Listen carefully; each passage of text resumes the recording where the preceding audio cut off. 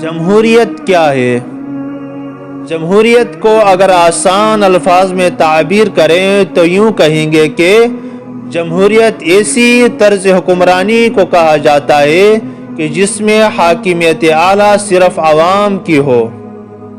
عوام کی حاکمیت سے مراد ہے کہ جس بھی قانون کو عوام کی اکثریت کی تائید حاصل ہو جائے وہ اس ملک کا قانون قرار دیا جائے گا، چاہے وہ تاریخی، معاشرتی، اخلاقی اور مذہبی روایات اور تعلیمات سے کتنا ہی متصادم کیوں نہ ہو۔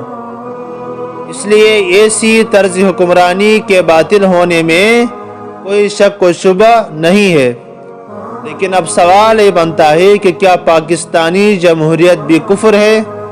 تو اس کا جواب نفی میں ہے، کیونکہ پاکستان کے آئین میں صاف لکھا ہوا ہے کہ حاکمیت اعلیٰ صرف اللہ تعالیٰ کی ہے۔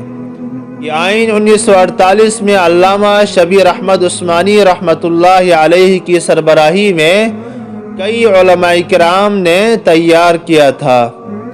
اس لیے پاکستان میں ایسا کوئی بھی اختیار نہ کسی فرد کو اور نہ کسی جماعت کو حاصل ہے کہ وہ اپنی انفرادی یا اجتماعی فیصلے سے اللہ کے اٹل قوانین کو تبدیل کر دے۔